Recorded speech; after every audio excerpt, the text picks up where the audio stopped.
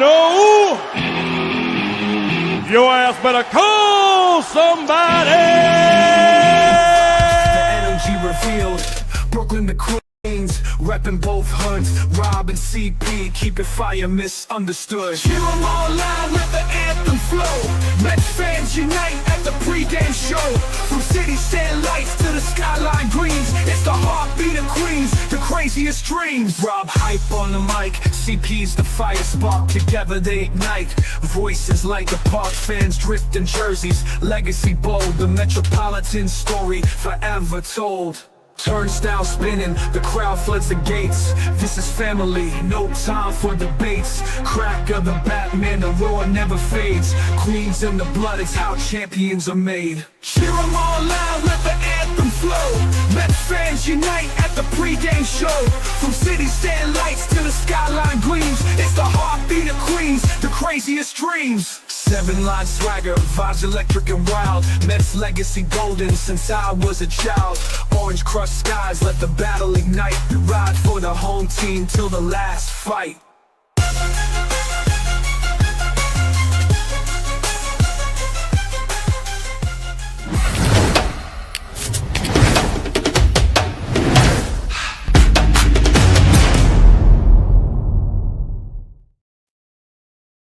What's up, Mets fans? Welcome back to the Amazing Mets pregame show right here on the channels and on X.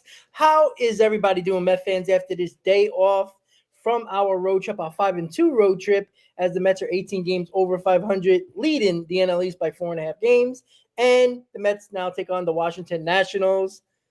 Welcome, Chris. How you doing? I'm doing well. Back at home, which is refreshing. I think the players are excited about that. I know that they had some events yesterday, some Jeff McNeil event as well. I wasn't really keeping up. I enjoy my off days as well. Sometimes we're not doing a stream. I'm like, I'm gonna take the day off too from anything baseball related. So you know what? It's good to be back. I like the posted lineup, to be honest. We're gonna be talking about that. We're gonna be talking about the pitching matchup because this lineup has a very tough task going up against Mackenzie Gore today. But I'm doing well, ready to talk Mets. Let's do it. Yeah, absolutely. And, the one thing the lineup has going for them and the team is they're home. Finally, it felt like, even though it was a 7-game road trip, it felt like it was like a month. Like it felt like it dragged out for a while, but it was only a 7-game home stand. They did their 7-game road trip. They did what they needed to do, a plus 500 road trip in 5-2, and now they come home where they basically dominated, and they got to dominate this series as well, and also the next series. I know Mackenzie Gore can be, lights out. We all know that, but what do the Mets got to do? They got one of the better pitchers on the mound, Griffin Cannon. They're set up with their rotation exactly how they want to with Cannon, Peterson, and Senga in this series, and they should win this series. And they're home, and they don't lose at home. They played outstanding at home. It's going to be a nice crowd tonight once again. Obviously, coming back home, usually the first game back at home, especially when they're playing well, it's usually a nice crowd, and it's going to be popping at Citi Field. But yeah, I like the lineup as well. I like the Marte DH spot in the 2-0, especially that's been the way Mendoza has lined it up. When there's a lefty on the mound, Marte bats second, and when there's a righty on the mound, Nimmo's batting second now. So I do like this lineup. It is interesting that Beatty and Acuna is out of this lineup today, and Mauricio is the one guy that's in the lineup at ninth. And obviously, there was a roster move today with Alvarez going on a paternity list, and Hayden Senger is the backup catcher. That's why Luis Torrens is probably in the game today. Unfortunate. I mean, it's not unfortunate for Alvarez. He's having a kid. But it's unfortunate because he had really good at bats in Colorado, and it would have been nice to take it into this homestand. But the kids don't wait, so he's on paternity leave. But overall, I'm ready to go right now, and this lineup is looking really nice, Chris. Yeah, I like the lineup a lot. There's a lot of talk, or I guess there's some talk about Brandon Nimmo and him potentially being a little bit more solidified in that 2 spot, no matter what the configuration is. But at the end of the day, Marte, especially going back to that Dodgers series, hasn't really been swinging a bad bat, to be honest. I mean, he's got a couple of multi-hit games in that span, and he looked really good. And he's looked really good for as much as I was talking about him early this season. Got to give props where props are due. And starting Marte definitely has been helping out this team here as of recent. And, Brandon Nemo, what's it going to take to like finally get him going consistently? Because it seems like 1 week he's up, 1 week he's down in terms of the production level. All in all, the numbers over the past 2 weeks for him haven't been bad, but the last week or so hasn't really been great. And I do think that he looks a little bit more comfortable, to your credit, as you've been saying all along, in that 2 spot, right? Whether it's his approach change or just the mentality change overall, whatever it is, he just looks a lot more comfortable in that 2 hole. So I'm curious if if Mendoza is going to continuously change the lineup around and based off the configurations, move him in the 2 spot or the 5 spot and keep on flip-flopping back and forth there. But, Jeff McNeil, who's also looked really good with the bat, especially over the past 2 weeks, is in the 8 hole. Getting him in the lineup, I know that he's been batting in the 5th hole as of recent and kind of doing that switcheroo here now that Brandon Nemo's in the 5 spot. I don't really care, to be honest. I know people are going to make a big deal out of it, but I don't really mind it at all. As long as these guys are in the same lineup, that's what I care about. And honestly, adding Jeff McNeil down in the bottom of the order kind of lengthens out the lineup as it is. So I like that. And Ronnie Mauricio, I just want to continue. He has a really good series in Colorado after a pretty rough series against the Dodgers. So it's going to be really interesting to see how he continues to progress with his bat, if he can find some consistency, because at this point, Brett Beatty, he's cooled down. So it's anybody's guess who is going to be the continuous third baseman until Mark Vientos comes back. And what I will say, good news with Mark Vientos as well. Inflammation has gone down. The timetable was a lot larger when the injury first happened with Mark Vientos, but really, really good progress with that hamstring. So we'll see when he's back, but I'm curious what the distribution is going to be at third base with Mauricio and Beatty in the meantime. But if Ronnie Mauricio swings even a fraction of the bat, especially with the power that he swung in Colorado, it's hard not to argue with putting him in the lineup and every day, regardless of where it is. And you know what? At the same, in the same conversation, I wouldn't even be mad about seeing Ronnie Mauricio as the DH, even, right? On the days that you don't play Starling Marte, Ronnie Mauricio, plug him in at DH, and Brett Beatty plays third base, and there you have it. So I think that this team, this offense, slowly but surely, and I said this, in the Dodgers series, they're slowly starting to come together. They're slowly starting to come together as a cohesive unit, more importantly, and there's really good signs to work off of. Now, again, very tough test, and Mackenzie Gore, who's only allowed 1 earned run over his past 3 starts, and I think 20 innings, right, combined in his last 3 starts. It's really impressive stuff. He's definitely the ace of that rotation, and was one of the prize get backs in that Juan Soto trade for the Washington Nationals, in a trade that they definitely made out very well in terms of sending Juan Soto over to San Diego. So this is going to be a really, really tough test, but I think the game plan could play out in 2 different ways. The Mets have shown an ability over the past couple of seasons to actually hit opposing aces fairly well, or what they could do is hopefully Griffin Canning keeps them in the ball game and they get to the Nats bullpen later on in the game, like they've done a handful of times so far this season. So we'll see. This is another game where we talk about a professional team on the other side of the diamond and dugout. They're 30-35, but they've been playing good baseball. Like, I've been keeping up at least with their scores, and they've been playing respectable baseball. So this is not going to be an easy series by any stretch of the imagination, regardless of the outlook, the lineup outlook, etc. And the other guy, in terms of when we get to Griffin Canning and the pitching, James Wood is a guy you definitely have to watch out for. He's having a really good season, and the only Washington National with double-digit home runs so far this season. So it's going to be a good series. They're very pesky, as Jake is saying in the chat. Yeah, absolutely. And you got to look. We saw in Washington the last time we were in Washington how they can steal some games for you, and that's what we got to try to avoid, especially at home. But you know what? I'm confident the fact that if we can win today, I'm very confident over the next 2 games, because Mackenzie Gore is going to be the toughest task. And again, that doesn't mean nothing. You could have a no-name guy, shut you down. But if you can get through this game and win a ball game against Mackenzie Gore, as you said, the last three starts have been outstanding. You're on your way. And obviously, the first game winning in the series is always important, especially when it's a 3-game series. And I don't know. I just feel like I mean, we talked about this on the other show.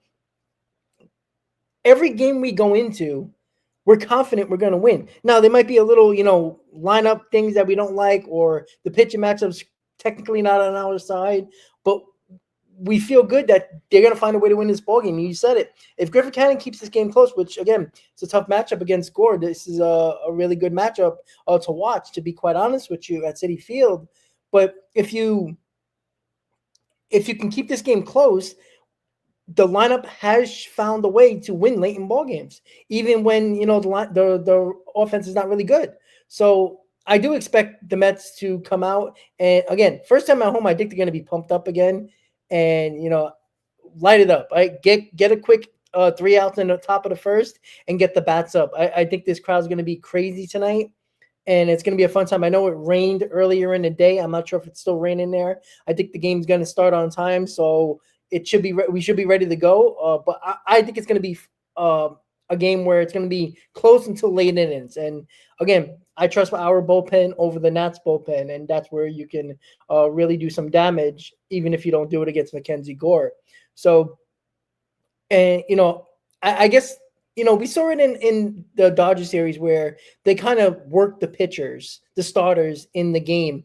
This is what they got to do with Mackenzie Gore. You got to make them work. Right, you can't, you can jump on a pitch if you want to early in the count, but you got to make them work, right? You want to get him out of the game. Try to get him out by the 5th inning, because he's very good at limiting the pitches per inning, and that's why he, does what he does. He's excellent with that. And not only does he strike people out, even when you try to put the bat in the ball, it's weak contact, and he can get you on that as well. So I think they just got to get to the bullpen, like you said, and I think the Mets are going to have a really good chance to win. But I think it's going to be a low-scoring game today, to be quite honest with you. Yeah, I mean, especially if Griffin Canning pitches, how he did in Los Angeles, and that was a really good bounce back outing that he had because he had an abysmal time, I believe, in that third game against the Chicago White Sox, the outing before that. Yeah, I mean, this is shaping up to be a really good game and a really good series. And, as MEZ's putting on the chat too, I mean, Jake Irvin is also no joke going on the mound tomorrow for the Washington Nationals. He pitched, 7 1/3, I believe, scoreless, if not one-run baseball against the Mets back in April, on April 25th. So, yeah, this is going to be a test for sure. And coupled out the fact that this is the NL East we're talking about, right? You get into a series later on with the Braves too, even though the Braves have been scuffling, they actually won 7-1 yesterday to break a losing streak. But, that's going to be a tough series as well, as it always is, because teams just play better and more energized against division rivals. It doesn't matter if it's the Nationals, Marlins, Braves, or Phillies. It's always going to be a tough series, a tough, 3 or 4 game set. So, I'm looking forward to it. But again, I mean, you go into this season with championship aspirations and you look at who is on the opposite side of the mound and you're like, we don't fear that guy. That's the mentality that the Mets have to go in with. Like, he's got a really good arsenal. I'll say that. If you guys don't know what Mackenzie Gore throws, fastball, mid-90s, 95, 96, can probably touch 97. Curveball with the 14-mile-per-hour on average discrepancy. So you go from 96 with the four-seam fastball to 82 with the curveball, which is his secondary pitch, and he also loves his slider. He can throw a changeup. The changeup really hasn't been working that well for him, so I would expect him to predominantly throw those top 3 pitches, and that's really all you need. If you can command those 3 pitches, as a major league starter, especially to his caliber and as a lefty, you're in good shape, as he has been the majority of the season with a 2.87 ERA. But you know what? I like the way, all in all, as I just mentioned a couple minutes ago, I like the way that this Mets lineup is swinging the bat. I really do. They seem to swing the bat now with a purpose. Situationally, it doesn't really matter what the situation is. Could some situational hitting be better? Yeah, of course it could. It gives me shades of that first game in Colorado, only winning 4-2 and having Lindor come back, into the game as a pinch hitter and saving the day. But you know what? The following 2 games were a lot better, and the approaches looked a lot better, especially Francisco Alvarez, as you mentioned. I know that he's on a paternity list now, but, he was swinging a decent bat, and it seemed like he was swinging with a purpose. So Mauricio, same thing. And Juan Soto, as of recent, has been swinging a tremendously hot bat as well. And it's something that's underrated about Juan Soto is just like, he's got good numbers over the past 2 weeks, but it seems like his good stretches just fly under the radar because people just want to keep looking at his overall numbers. Yeah, he didn't get off to the best start. Everybody knows that. But like this guy has had and he's accumulated really good stretches so far this season. Now, I know that he can do a lot better. We all know that he can do a lot better. We're going to need a lot better out of him down the stretch of this season. But I just don't think that we should forget and ignore what he's done so far in spurts. And the last 2 weeks have been pretty good for Juan Soto. I will say that. And he had a hell of a rocky series as well, as did most of this lineup because the ball just carries over there. So, yeah. And the best thing, too, Francisco Lindor seems like he's back to playing every day. We were kind of questioning in terms of, what the injury outlook for him was going to be with that broken pinky toe. Mhm. Seems like he's unfazed, unbothered. And that's what captains do. Make him a captain already. That's what I'll say. Yeah, I mean, he plays. I mean, it's something that we always talked about with Francisco Lindor. The guy plays, and being hurt or not, he's out there. I mean, his wife's having a baby. He'll be at the game. Like that's he's just a ball player. And it was only this time last year where Met fans were done with him. Like, let's be honest about that, right? It was a year ago where he kind of started to pick it up a little bit, but Met fans were, on the road to saying this was a bust of a contract, and he just never was going to figure it out in New York. And now, they sing his songs, his walk-up song, and now we all love him and want him to be a captain. And yeah, I mean, this guy, look, it's not easy playing with a broken toe. It really is not. The adrenaline starts pumping a little bit, and you don't feel it during the game much. And you might make a quick move where it hurts, and he'll feel it, but it's a pain threshold, and he talked about that, and that's nice to see. But yeah, with the thing with Juan Soto, the worst thing that could have happened was him hitting 41 home runs as a Yankee and then becoming a Met, because everybody's going to pinpoint that. And I know the average is not there. What is he batting? 260 right now, if I'm not mistaken. It's not, where he needs to be. He needs to be in that 280, 290 range. Less But than that, 244. 44, even worse. Exactly. So obviously he's well under his career average. And, he's a 275, 280, 85 hitter around there, a very good quality hitter. I think it's more of the fact of the home runs. I think, people don't realize that he's not a power guy. He's a gap to gap, drive the ball to the gap type of player. He's always been that way. He's on average for, I think, like 24, 25 home runs, if I'm not mistaken. But I still think you're going to see that power a lot more. And again, if he has a 15 home run month, he's right back into, or 15 home run month. But, if he spans it out a little bit over the next 3 months and hits between 13 to 16 home runs, well, he's right on pace to be where he kind of averages out between 28 and 32 home runs. He's right on pace for that. But the last game, he got on base 6 times. You know how important that is when Pete Alonso's red hot? And again, people sweep that under the rug like it's nothing. Like, this is why Juan Soto is one of the best hitters in baseball, because not only when he's not doing damage run producing wise, he's still finding ways to be productive and getting on base for guys that are even hotter than he is. And Pete Alonso is back to being as hot as hot can be. And that was huge. Look at Juan Soto was on base for Pete Alonso 6 times in this game. And Pete Alonso took full advantage of that. And that's why when we talk about guys that are struggling, like guys like Nimmo, even, certain guys like that when they struggle, they do nothing else to help the team, because they don't walk, they strike out, they don't get on base. Juan Soto, even when he was batting 220, 230, and even wasn't even hitting home runs and being a run producer, he was still getting on base for a red hot Pete Alonso early on in the season. That is huge. That is why we talk about still got to help the team somehow, some way. And Juan Soto has done that. And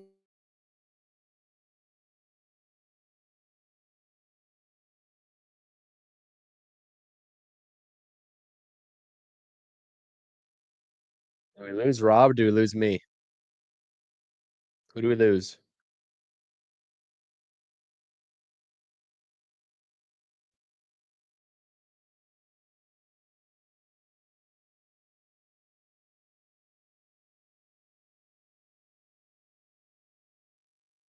Okay. Oh, okay. We lost Rob. I thought my screen was frozen for a second too. So I apologize about that. But yeah, it looks like Rob is frozen. He'll come back at any moment. But listen, at the end of the day, hopefully you all can still hear me. Let me just make sure my audio is working okay.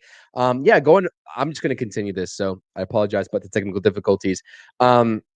As Rob was saying, I mean, it's so very important. I mean, that's exactly why you have Juan Soto batting in front of Pete Alonso. I know that it's a little bit of a lineup shift here mid-season, where in the first stretch of games of the season, you saw Juan Soto batting 2, Pete Alonso batting 3, and they just move the order down one. With you guys can hear me, right? Ladies and gentlemen, can you please let me know in the chat if you hear me? I don't want to be talking to myself here. D, George, David, Grant. Anybody can hear me? King, Brad. Looks like Rob froze and not me. Hopefully you all can hear me. Okay. Thank you, D. I appreciate it. Yeah, but like listen, Juan Soto, no matter what, even going back to when Juan Soto was kind of struggling to begin the season, it was always about getting on base for the rest of the guys in the lineup as well. Because over the full course of 162, if we expect him to keep a pace of 244, right, in terms of the average category, we're not even talking about OBP because he's been doing his job, as Rob just mentioned as well, getting on base 6 times in that Colorado Rockies game. It's about surviving some tough stretches when he's not producing Juan Soto-esque numbers, and at least at the bare minimum getting on base for the rest of the guys, namely Pete Alonso, who's been able to cash in a major way with the RBIs, home runs with runners on base, Juan Soto, right, being on base, and just everything else in between. And Pete Alonso looks like that locked-in version of Pete Alonso, that true contract year Pete Alonso. And not all of the credit, but some of the credit goes to Juan Soto for that. I will say that. Pete Alonso's having a tremendous year. And Rob, welcome back, by the way. I was wondering if I froze or if you froze, but I was just kind of picking up where you left off in terms of giving Juan Soto his props because, again, talking about Pete Alonso, who should definitely, right? There's going to be, I have this feeling, there's going to be some Met that is a all-star snub. I don't know who it's going to be, but I know that there's going to be one Met that should And I definitely be think an all-star that's Chris going to went start. out as well. I don't know What what's was that? going on. My Wi-Fi just went dead, so I had to use my hotspot. Oh, you're good. So Can I you do hear me? apologize. I don't know if it's both of us. What's going on with the Can you Wi-Fi? hear me? Yeah, I hear you now. What the hell's going on with our Wi-Fi? What the hell's going You're a on? little bit you're a little bit blurry over there. Yeah, I can hear you, but you're a little bit What blurry. the hell? I don't know what's But going on, yeah, man. listen, I was just basically saying Pete Alonso has recuperated this season himself, but and that's full credit to him. But on the other hand, Juan Soto definitely deserves some props for that in terms of setting him up in a very good position in the batting order right behind Juan Soto, getting on base in a major way because the OBP has never dipped. Even though the average is down, etc., the OPS maybe not where we all wanted to be. Pete Alonso is definitely reaping the benefits of Juan Soto getting on base before him. And that's just immense credit to Juan Soto, even given some of the struggles. So, Rob, hopefully I'm going to hand this off to you. Are you there with us? Because you're still a little Uh, frozen. I think can you hear me? I can hear you. I just can't see you moving because you're frozen, Oh, yeah. but I can I hear don't you. know. So just I don't know. I continue. guess I'll just talk. I have no idea what's going on. I'm just gonna remove my camera for a second because I have no idea what's going on. All Um, good. yeah, I 100% agree. Like the Pete Alonso, mental block is completely gone when it comes to Pete Alonso, and him being red hot is the best part about this team right now is the fact that he's carried his team for 2 months, April and June so far. So I think I appreciate the fact that he figured things out and got out of that mini slump that he worried about. And that's where I think is the most important thing that we needed to see from Pete Alonso. And he's a big part of where this team is, 18 games over 500. And I still believe that we need to get two guys hot at the exact same time. I think that is so important for us because it seems like there was one guy that was hot at the one time, and everybody else is kind of lukewarm or cold, and we still haven't took off and hit that apex yet. And if Juan Soto and Pete Alonso get going, and Lindor does what he's done at the top of the order, I mean, there's no way this team is going to have hard time winning games at all if that's the case.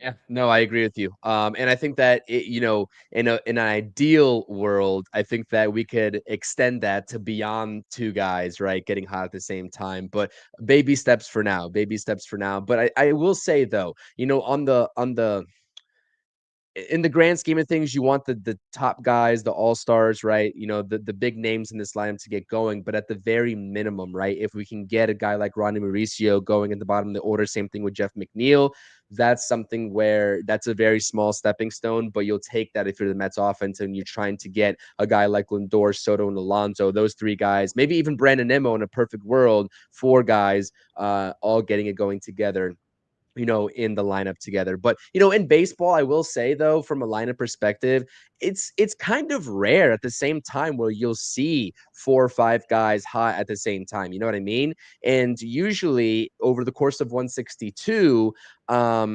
usually I'll say this because there's definitely different situations as the games go by, especially when you get into games like 130, 140, 150. But usually you'll have two or three guys hot at the same time while two other guys in the lineup or three other guys that are part of your core are trying to figure it out. And then maybe they take turns and the roles reverse and the other three guys get hot while the other three guys go into a slump. So, I will say the Mets are still searching for that to your point, but I don't think it's also realistic at the same time to expect all four or five guys in the top five of this lineup to get going together. And that's what I think the beautiful thing about a lineup like this is. Same thing that the Dodgers can say in most scenarios, right? Because I know they went through their own tough stretch with runners in scoring position as well, is that, the lineup is so talented, especially in the top half, that, you're going to have two guys that are on at the same time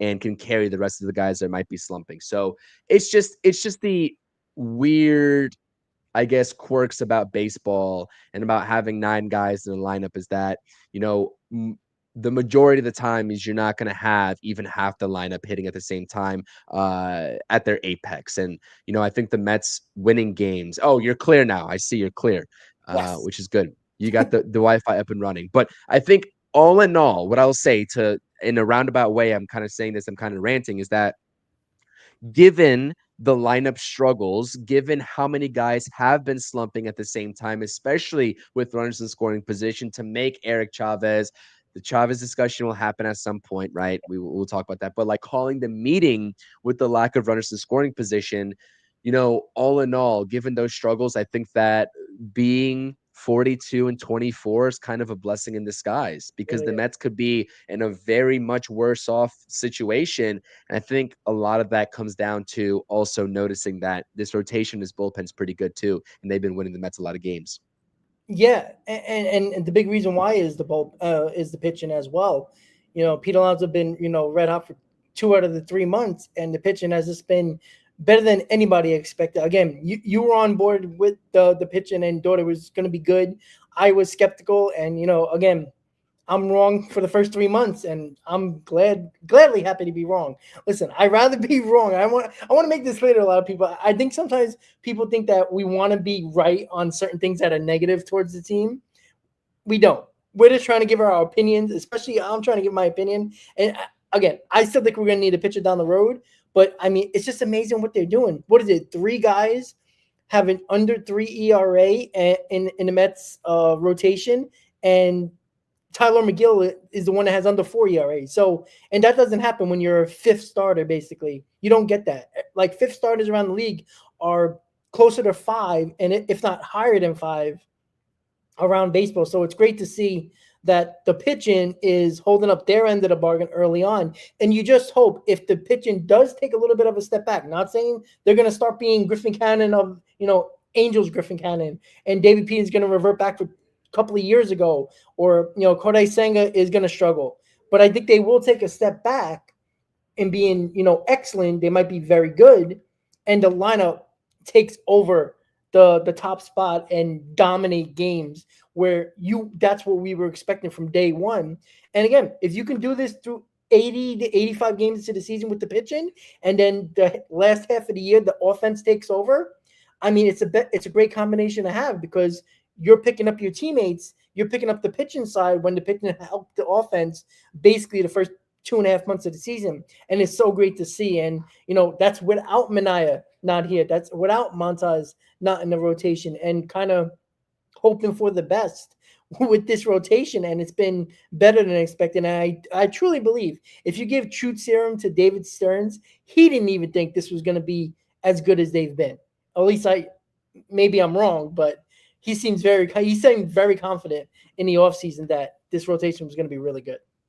Listen, I always was in the camp of let's give them the first half of the season, because I know that this team is still going to win ball games and be in a good spot in the first half of the season, even if that was our rotation on paper. So I was always willing to give it, the first half of the season on paper with the way that David Stearns built this rotation. And now you got to be curious.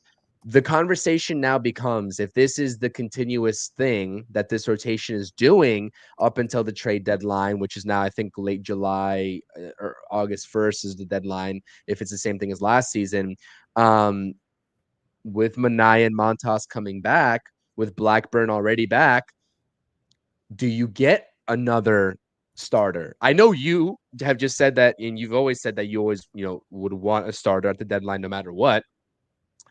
But like, that becomes the next question. Are they performing up to the expectations? I think clearly the answer is yes, not only to us fans, but also David Stearns. But David Stearns in the back of his head too is also probably thinking in the same manners, like, okay, I'm going to take what they've done in the first half at face value, but realize maybe in the second half, there will be a drop off. So maybe to mitigate that, we do go get another arm. I will say the arm that they get, I don't think it's going to be a big one. I'm just going to forecast that right now. What is the point of that then? Because they did it last year with Blackburn, and what did it really do? It didn't help us in the playoffs at all, even in the bullpen. It didn't. You know what I'm saying? Like that's the thing. Like, we can talk about Griffin Canning, we can talk about David Peterson, we can talk about all the guys that we didn't think were going to pitch well in this rotation. Even Tyler McGill for that matter. These are guys that historically have not been good either in their career or in the second half, and they break down. Like, we have no idea how David Peterson's going to react from throwing another 170 innings. How is Kodai Senga going to do in 150 innings? And this is talking about being a team that's going to the playoffs and you saw what happened. It took them to the NLCS. I'll grant them that, but it took to the NLCS where they basically run out of steam, the pitching staff, and we have no idea about that. And I don't want to go into the playoffs again having that same issue, because there's no guarantee that these guys can actually do it. Now, I hope they do it, but I think David Stearns or Met fans that don't believe that they should get a big starter, you're playing with fire. Because if you're going to have the same issue as last year, and not saying they will, like, I could be completely wrong. And a lot of people probably think I already am because they've been pitching great. But even Clay Holmes, for that matter, same thing. I just don't know what they're going to be able to do in the playoffs when they're at their high mark of the season, innings wise. Can they still, they could probably go out there every fifth or sixth day, but can they actually perform well? That's, I still think, is a big question mark. And the beauty of that is that they're not the only team that's going to be faced with that decision. The Dodgers are going to be faced with the same thing, because they've already been burned by the pitching. They will go out and get it. That's the difference. The Dodgers have proved that they will go and do it, but also the other big rival that's going to be in that same position, actually two of them, if the Braves actually get their heads out of their asses, is going to be the Braves, because they had just another pitcher go down for a lengthy amount of time. And then also the Philadelphia Phillies, because their rotation really hasn't been looking that great either from my perspective. And Aaron Nola just got some bad news with Aaron Nola too. So I will say, we'll see if it happens, but the Mets are not the only team in this situation. No, I completely agree. But you know what? The Phillies will go do it. The Dodgers will go do it. The Cubs, who are one of the better teams in baseball as well, they're already talking. There is already rumors that they're looking for starting pitcher on the market when it comes that time. So if those teams do it and the Mets get another Paul Blackburn type, what does that really do? It gives an extra day off to another pitcher that is still going to throw 150 plus innings more than they have in a while. I still think that when it comes down to it, now again, Sean Manaea could be that missing piece where he comes in July 1st, let's say, and he only has 3 months to pitch and he only throws 100 innings. Great, right?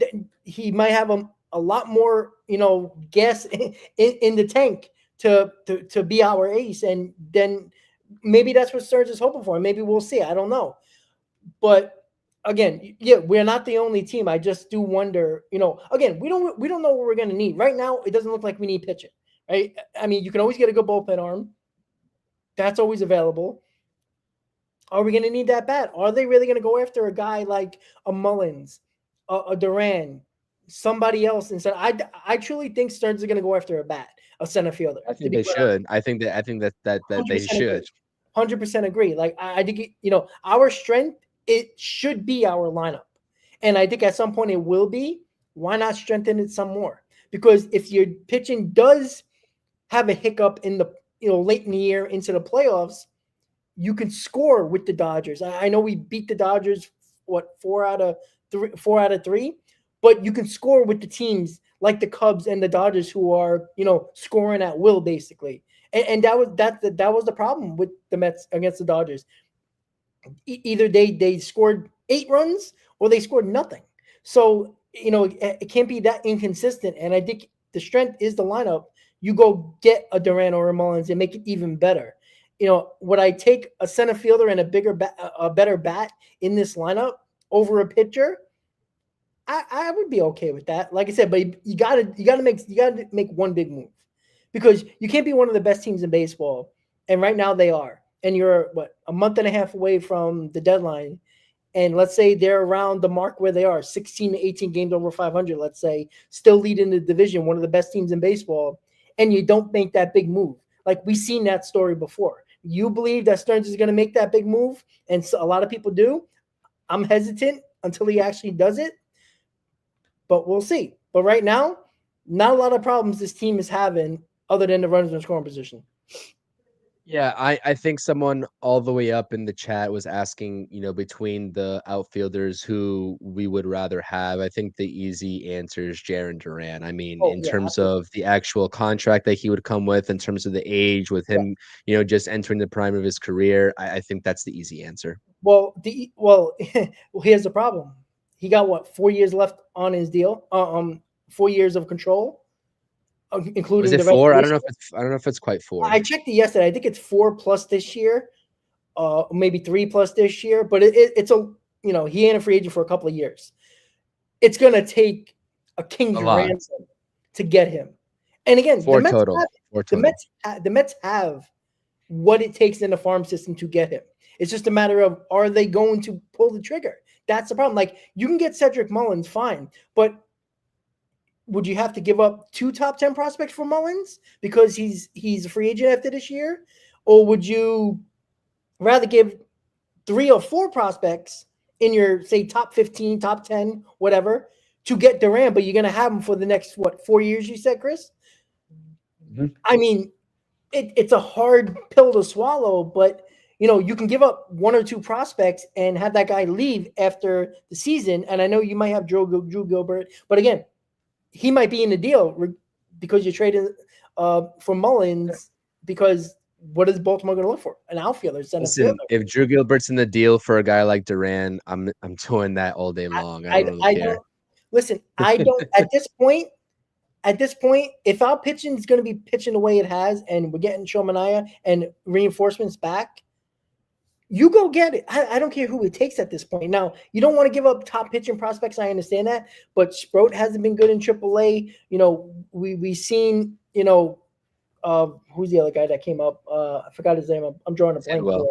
Tidwell. He didn't look good. I'm not saying these guys are going to be bad pitchers, but you might have to give up one of those guys, and you can't say no based on that. Like, if you're on the verge of getting Duran and they want a pitching prospect plus, let's say, 2 or 3 other top prospects that are position players, and you say no to that, this is Garrett Crochet all over again, to be quite honest with you. in that type of situation because somebody else is going to get Durant. If he's on the market, somebody else is going to get him. And guess who's going to get him? Probably one of the better teams in the National League, including the pitchers as well, who might need a pitcher. So I think the Mets not only have to get better, but they also got to take them away from the teams you might have to face in the playoffs. That's another big thing that a lot of people don't talk about. They're saying, oh, well, I don't want to give up those prospects, but now he's on the Cubs. Now he's on the Dodgers or the Phillies. And guess who's going to be, you're going to be facing in the playoffs? Probably one of those teams or maybe most of those teams. That's where I think the Mets really have to be careful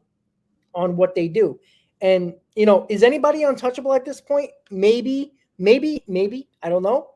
It would be nice to, be a fly in a room when Stearns is talking to find out what is he thinking. But, I think we all believe Stearns probably has a no trade list on certain prospects. Yeah, of course. I mean, I think every GM does, but yeah, listen, the deadline's going to be exciting no matter what. I think there's going to be a big move. I'm honestly inclined to believe.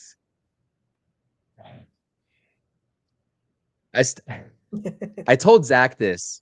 I told Zach this before. I said I still think Beatty's going. I still think Beatty's not going to be here.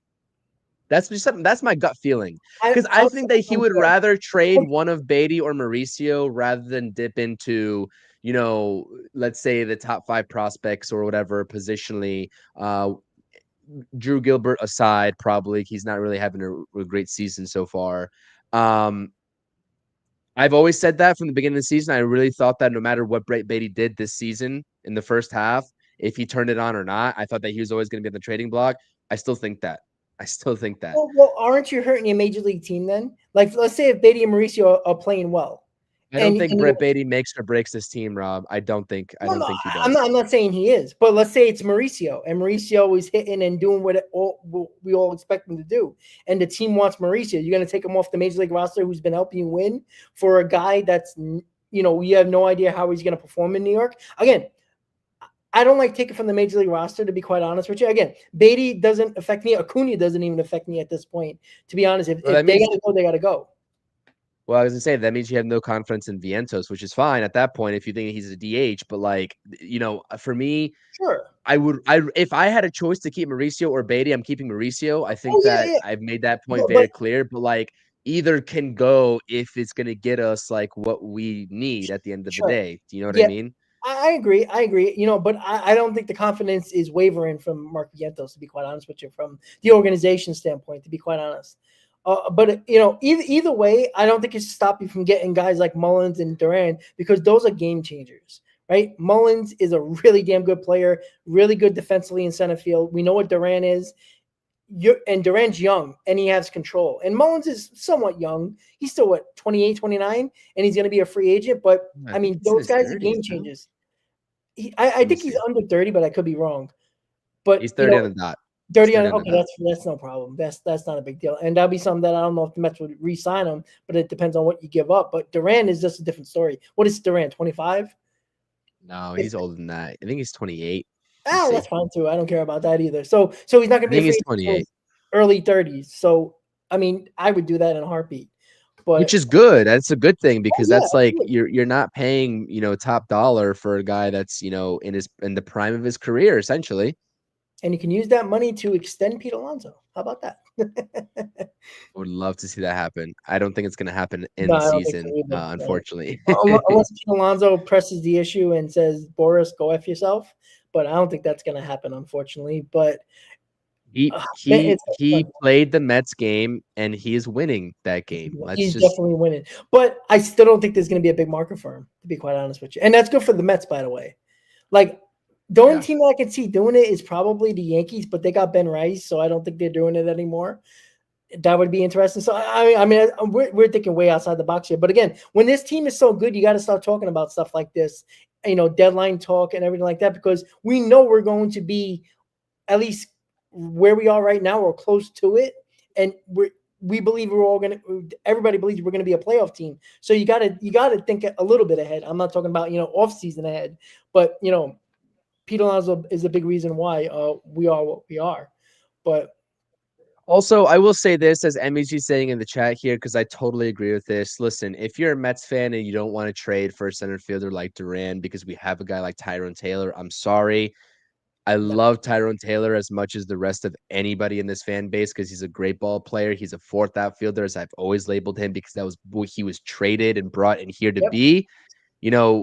I'm not going to forego the opportunity to get a center fielder just because we have Tyrone Taylor on the roster. I'm sorry. Tyrone Taylor can still Absolutely. make an immediate contribution in a different manner rather than being an everyday center fielder. So, you know what I mean? Like, yeah, that's a premier position that the Mets thought they had locked up long term with Brandon Nimmo, but things changed rather quickly. And that pushed Tyrone Taylor into a starting job because Harrison Bader couldn't take that over quicker, or that pushed him into a starting job when that was never what he was meant to be brought in here to be. If that makes sense with where I'm going with this. So like at the end of the day, you still need a center fielder that can play every day that has a plus side bat, right? A plus bat, and Tyron Taylor, he's great situationally. He has his hot streaks, right? Where he goes off at the plate, but like let's call it for what it is. Like in an ideal scenario, do we want Tyrone Taylor starting every day? I'm gonna take the stance. I can't speak for you, Rob, but I'm gonna say no. So I agree. Like Tyron Taylor is a great fourth outfielder. He's a professional starting center fielder on bad teams. Like let's be quite honest about that. That's what he is. He's not a starting center fielder for this team. He shouldn't be a starting center fielder for this team. He would be so more useful and benefit the Mets more as a fourth outfielder because he is a guy who is a clutch hitter, right? He's a guy that you can pinch hit late in the game if you got, somebody you want to pinch in for. I trust Tyron Taylor in that spot. Defensive replacement, that obvious makes so much sense when it yeah, comes to Tyron Taylor. But when he starts, he's kind of not impactful in areas where let's say Marte's playing left field that day, or even Nimmo for that matter. You probably would rather have Taylor in center field or even in left field over Nimmo late in the ball game if you got Mullins or Durant. You know what I'm saying? So that's where he can be a lot more useful, and it gives more options for Mendoza. But let me ask you, Chris, and again, we're not really talking about this game. We really brought up everything we needed to bring up, but it's interesting to talk about. If I have to say the Mets can get a top line starter or a top line center fielder, and doesn't matter what the trade looks like, right? They're going to get one of those starting pitchers and one of those center fielders. Which one do you want? I would probably say well, it's a tough question because like, are we saying situations are equal in terms of the contract, the years they have left remaining on their Yeah, deal? Because let's say Mullins is the guy and another starter. They both have expiring contracts. It's going to take two top 10 prospects to get either one of them. Who do you want? I don't think Mullins is going to take anywhere near that, first of all. So I would go Mullins because I don't think he's going to I don't think he's going to be, that's not his, the demand for his market is not that. I will say that. But like, if you're using that for an example, like, I know that this guy probably won't get traded at this point, but you're talking about a guy like, Dylan Cease, who's on an expiring deal Allen? too. He's still going to cost probably an arm and a leg in comparison, right? Because like one, I just think that bats in general are a little bit less demanding in terms of the return at the deadline than a pitcher and an arm is. But two, when I talk about the center field position, right, we're talking about Jaron Duran. And a lot of people are still not even buying into Jaron Duran as it is in this chat, which I think is crazy because I think he's a talented player, multiple years of control, like we just said. But like it's a really hard position to figure out, in which the Mets have not figured it out in quite some time, right? So your options are going to be a lot more limited there. And that is just a different scenario than if you are trying to go get a pitcher because let's say Padres don't want to give up Dylan Cease, at least not for your asking price. Okay, it's on to the next arm that another team, non-contending maybe, that is willing to give up. Sandy Alcantara, let's just say that. I know it's we're playing hypotheticals here, but like the options that is just a lot more plentiful with the pitchers, and obviously that comes with tiers. But really, in terms of center field, you're looking at like no tiers. They're all lumped into one category because a contract aside, it's kind of similar, I guess, statistical value that you would get defensively and offensively combined together. So hopefully what I just said makes sense, but I would still go the route of the bat because I do think that even if it is Alcantara, even if it is Cease, these teams are just still going to be asking for astronomical prices. And I just don't think that's also realistic at that point. If I'm not, if I'm speaking to what I think David Stearns is also thinking, given where this pitching staff is at right now. But Okay. if there's a team that I would call up in a second to try to deal for a big name pitcher, it's going to be the Marlins 100%. It's going to be the Marlins 100%. We'll I see agree. if they do it. But yeah, I don't know.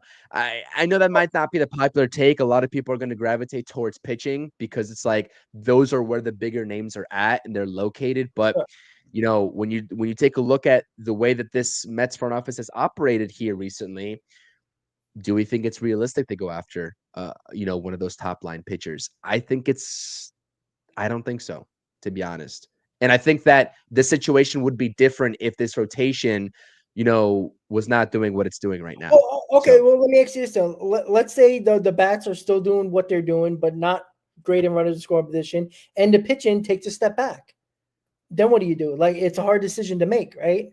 I mean, it's just forecasting, Rob. You can't forecast that. Like Well, well, well, you can't forecast that out. It's sure, just but you're saying we need a bat based on just the lineup being, either what it is now, or even if it hits the apex of what they actually might be doing in a month and a half from now. You know what I'm saying? I'm not saying any bat. I'm saying they need to get a solidified. If they're gonna, they can go two different routes with the bat. They can go and get a solidified power hitter to just not make this a platoon DH anymore. They can Mhm. do that, right? Because I've always told you all that I don't like this platoon DH. I like I agree. Winker and Marte, but like I just don't like the platoon. I don't like that. And I want to see the Mets move away from that. And I'm not confident it's gonna be this season. So the other thing is that center field is like I would rather address the center field position and get another plus bat, in center field. And so we can actually have Tyrone Taylor move to be that fourth outfielder that he was designed to be for this team.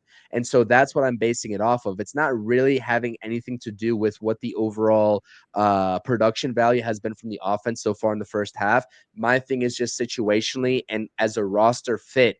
I don't like the production from DH, and I don't like the production from center field offensively. And I think that you have the opportunity to get a really impactful player for the second half at either of those two positions offensively without having to pay the premier price as you would for a starting pitcher that has 1 year left on his deal and will be a free agent and you have to make a decision on. Because at that point, if everyone keeps on talking about PCA, I'm not one of those fans that always talks about PCA. Oh, he's, he could have been a Met right now. Look what he's doing this season. But that has more potential to transpire and go down that road by trading 2-3 top 10 prospects for a guy that's on an expiring deal. And that's always the risk you run. Correct. That's just what I'm Yeah, saying. I mean, you do get more for your value, to be quite honest. Like, if if Duran, again, let's say if it is Duran, you're probably going to have to give up three top 10 prospects, most likely. For Duran, sure. For Duran, sure. Yeah, Yes. that's something that I'm willing to do, just considering the fact that you got him long term, and he's still he's like just getting into his prime, and that's like that's key. And yeah, PCA would have been great in center field right now for the Mets, but we can't think about that when that happened in 2021. Like that was 4 years ago. You can't worry about that. Nobody knew what he was going to be. I mean, everybody thought he was going to be a high end prospect, but what about Kelnick, right? He was rated higher than PCA, and it is what it is. You just don't know. But at the time, Baez was the guy that who was the GM at the time, Epler or Brody. Brody was, But Brody. it really does depend. Like, I mean, you can't do anything about that now, but I don't care what these guys might become. I really don't. If it gets us a World Series, you shouldn't care. Like, the reason why everybody talks about PCA was because Baez, the team wasn't good enough to get Baez. That was the problem that I had with the move. Not that the Mets didn't make the move. I love that they went out and made a move, but you got to make the move when it fits the right time for a team. The Mets were nowhere near a playoff team at that time. They were a subpar team. They had a lot of holes. And getting a guy that was a shortstop that kind of plays second, kind of plays third, but nothing special was going to put this team over the top. I think that's the issue. This moment, and I go back to 2022 and similar to this year, this is a year that you need to go for it. It's just that simple. Like, you just have to. You can't play games. You can't waste another year from Lindor. You don't know if you're going to have Alonso if you don't extend him. You don't know that. There can be a team that blows everybody out of the water and he's gone next year. Now you got to search for a first baseman or use one of your top prospects as a first baseman like a Ryan Clifford that you're not going to know what you're going to get from. You can't waste prime years. Brandon Nimmo's breaking down in front of our eyes. You know what I'm saying? Like, we can have a totally different lineup with Juan Soto and Francisco Lindor at the top of it, and God knows what else. We really, Terrence is, technically a backup catcher, but we don't know what Alvarez is going to be. McNeil is okay. Mauricio might be in a trade like we talked about. There's so many different things that can happen next year that we're not even talking about. So I think it's important to realize that stop playing games with not going for it, because we see it time after time. The Mets don't do enough. Other teams do. The Mets make the playoffs. They get it. They get beat down by other teams that actually made moves, or they don't make the playoffs at all. And it's kind of at a point now where any excuse they make for not making that move is a problem in my book. And again, we're way far from that, and we're digging well over our heads at this point. But it's important to realize how good this team actually is. And the reason why we're talking about that and we're having that conversation with you guys in the chat is because we know we're going to be there at the deadline somewhere around where we are. We think we're going to be damn good even at that point. And it's just a matter of what are you going to do to improve the team? Not a Paul Blackburn type, not a Givens type or a freaking Vogelback type. We need guys that are going to help this team and put them over the top. That's the moves we have to make. Even if it's one big move. If it's one big move and a couple of little moves, I'm okay with it. But it needs to be one big move. And it better be the right move. It got to be the right move. It can't be half-assing another deadline, because I'm so sick of half-assing a deadline. Yeah. I mean, I agree with you. And it's going to be exciting is what I'll say. It's going to be exciting. Well, we ain't going to get no sleep. I tell you that right now. I think I'm traveling during that time too. I'm not looking forward to it at all. I'm not looking forward to that. It's gonna be, yeah. So it's anybody's guess. I mean, we're talking about this really early, like you said. We've already covered the game today and what's going to transpire here in just about 30 minutes or so. But it's going to be exciting, and regardless of how it plays out, I do agree with you. I mean, this is the team to invest in for sure. I think that this team has what it takes, especially with some of the other, top contenders in the NL struggling right now. I mean, you have to expect when playoffs come around that the Dodgers will be close to fully healthy pitching wise. And so that changes the ball game. Is that extra incentive to get a bat as well, or not? And that also kind of plays into the decision factor. But so many things can change from not only here to the end of the year, but also from here to that deadline that is going to sway or can sway or dissuade David Stearns' decision either way. So I think that's really all I have to say about that, to be honest. Yeah, so we had deadline talk, and we're 2 months away from that. So that's great. That's exactly what we want. This is why these shows are great, because we can go well off base, because there's really nothing else to talk about with this game. We got Cannon, Gore, tough matchup for the Mets pitching wise. With this lineup, who knows what we're gonna get? We know they struggle with running scoring position, but they are back home where they have been excellent at home this year. And hopefully they continue that. So any final thoughts, Chris, before we go? Post game tonight, Post game tonight, me and Zach will be live for the post game, barring anything unforeseen, because I know that last couple post games have been a little bit of a cancellation last minute, so I do apologize about that. But if everything goes according to plan, both Zach and I are available for the post game. So win or lose, we'll be on live talking to you all about the game, and that's what it's going to be. So this stream on my channel will redirect to the post game on my channel as well. So again, if you're not subscribed, subscribe to the channel, hit the thumbs up, most importantly, on both of our streams, Rob's stream on his channel and my stream on my channel. And let's go get a dub. Let's go and set the tone early in this series. I think this is going to be a very exciting series. And yeah, don't sleep on the Nationals, because again, they have a lot of talent, right? Yeah. They have a team that is young, but also mixed with some veteran presence, right? With Nathaniel Lowe, Josh Bell, etc., Garcia. So Alex Call is also having a ridiculous season as well over there. And the guy that's not in their lineup, former Met, by the way, former top prospect for the Mets, Ahmed Rosario, is having a really good season in his tenure as a Washington National right now. I bet you didn't know that he was on the team, but he is. And I'm sure you'll see him late in the ball game as a pinch hitter, something like that of that sort. So let's go get a win. Griffin Canning looking to continue his impressive season thus far. But the key is for me, and what we'll be talking about, is the approach against Mackenzie Gore. Very talented lefty on the mound for the Nationals tonight. The lineup's going to have their hands full. Go out there, do some damage. And as Rob said, make him work early and often and try to get into that bullpen as quick as possible. Let's go, Mets. There you go, guys. So make sure you tune in to Chris and Zach in the post game tonight. Thank you for tuning in to the Amazing Mets pregame show on the channels and on X. Have a good day, guys. Have a good night. Enjoy the game, and let's go Mets. Let's go Mets.